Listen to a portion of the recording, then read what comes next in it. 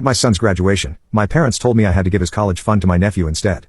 My husband laughed and said, "That's funny, because we moved the money last month." They started screaming when they saw. I always knew my parents favored my brother over me, but I never thought they'd go this far. My son Alex had just graduated from high school. My husband and I had been saving for his college fund since the day he was born. It wasn't an extravagant amount, but it was enough to cover tuition at a good state school without student loans. We were proud of our son, proud of our planning, proud that he'd have opportunities we never had. We invited the family to a dinner celebration, just a small gathering at a nice restaurant. My parents came, my brother, his wife, and their son Tyler. I should have known something was off when my mother kept looking at me with that expectant, tight-lipped smile, the one that always meant she was about to say something she knew I wouldn't like. Sure enough, midway through the meal, she cleared her throat and, in the most casual voice, said, "So, about Alex's college fund." I blinked. "What about it?" She took a sip of wine. "Well, your brother and his family have been struggling, you know, and Tyler's going to need a college fund too." I felt my stomach turn cold. My brother and his wife made bad financial decisions constantly, new cars, luxury vacations, and home renovations they couldn't afford. Meanwhile, we had lived modestly, choosing to save instead. My father chimed in, "We all think it would be best if you gave the fund to Tyler instead. He needs it more." There was silence, the kind that crushes your chest and makes your ears ring. Alex's face fell, his hands tightening around his fork. My husband Dan stared at them like they had just suggested we set the house on fire for warmth. Then he laughed, a full, deep, genuine belly laugh. "That's funny," he said, shaking his head, "because we moved the money last month." My parents' smiles faltered. "What?" My mother snapped. Dan turned to me, grinning. "You want to tell them, honey?" I swallowed my rage and leaned forward. "We knew something like this might happen, so we moved Alex's fund into an account you can't touch, even if we wanted to give it to Tyler, which we don't. We legally can't anymore." That's when the screaming started. My mother turned red, practically foaming at the mouth. "You selfish, ungrateful brat. After everything we've done for you." My father slammed his fist on the table. "Family helps family. Tyler deserves just as much as Alex." My brother sat there, arms crossed, not even bothering to argue. His wife had the gall to look smug, like she had expected us to roll over and hand it over without question. Tyler, for his part, looked uncomfortable, but he wasn't protesting. Then Dan, calm as ever, hit them with the real kicker. "Oh, and by the way, we've updated our will. You two aren't getting a penny from us. Alex will inherit everything." My mother shrieked like a banshee. People were staring, the waiter froze mid-step, unsure whether to intervene or run for cover. "You'll regret this." My father roared. Dan wiped his mouth with his napkin. "I really don't think we will." Then we got up, paid for our meal, and left them sitting there, fuming. I thought that was the end of it.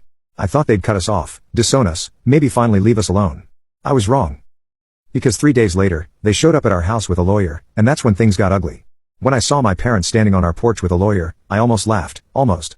Dan was in the kitchen making coffee. Alex was in his room, probably texting his friends about the disaster at dinner. I had been enjoying a quiet morning until I opened the door. My mother's face was tight with barely contained rage. My father looked smug, like he already knew he'd win. The lawyer, a thin man with glasses, just looked tired. "What do you want?" I asked, crossing my arms. My mother sniffed, tilting her chin up. "We're here to talk about the college fund." I frowned. "We already talked about it. It's not happening." The lawyer cleared his throat and pulled out a folder. "Your parents have filed a claim. They believe they have legal rights to the money." I stared. "What?"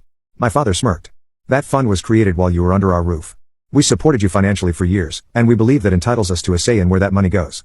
For a moment, I actually thought I had misheard him. Then I realized he was serious. Dan appeared behind me, coffee in hand. He looked at them, then at me, then back at them. "You can't be serious." "Oh, we are," my mother said, her voice dripping with self-righteousness. "And we're willing to take this to court." Dan took a slow sip of coffee. "Great. Can't wait." The lawyer hesitated. "If we could just," Dan held up a hand. No. Let them finish. I want to hear this."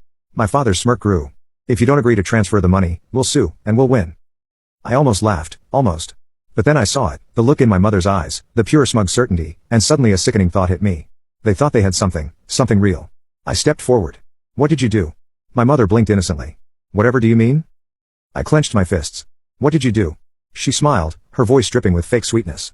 "We may have spoken to someone, a friend of a friend, about accounts that minors open while still dependent on their parents, about how certain funds can be contested if..."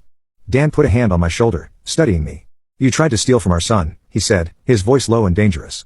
My father waved a hand. "It's not stealing if it belongs to the family." I saw red. Dan squeezed my shoulder once before stepping in front of me. "Okay, here's what's going to happen. You're going to leave. We're going to call our lawyer, and if you try this, we will bury you in court. And when you lose, you'll never see us or Alex again." My mother scoffed. "You wouldn't?" Dan grinned. "Try me." There was silence. Then my mother turned on her heel. "Fine, but don't expect an invitation to Christmas." "Oh no," I deadpanned. "Whatever will we do?" They stormed off. The lawyer muttered an apology and scurried after them. I exhaled, hands still shaking. They're not done, Dan nodded. Nope. And I was right, because a week later, my parents actually filed a lawsuit, and that's when things really got insane. The lawsuit from hell. When we got the official notice, I wanted to scream. My parents had actually sued us, not just an empty threat, a real lawsuit filed, stamped, sitting in my hands like a bomb waiting to go off. Dan read over his face, unreadable. Alex sat at the kitchen table, his jaw tight. Are they really trying to take my college money? I swallowed. It looks like it. Dan let out a low whistle. They must have found a lawyer just desperate enough to take this joke of a case. I read through the papers again. Their claim was insane. They argued that because we started saving while I was still under their financial support, they had a stake in the fund, that transferring it without their knowledge was unjust enrichment, that it was meant to be shared among family. It was absurd, but not impossible to fight. Dan's grin was sharp. Oh, we're going to make them regret this. The first court date, we lawyered up. Our attorney, Susan, was a shark in human form. She took one look at the case and laughed. This is nonsense, she said, flipping through the pages. But that doesn't mean they won't waste your time and money trying to make it a problem. And that's exactly what they did. The first court date was a circus. My parents sat with their lawyer, some middle-aged guy who looked embarrassed to even be there.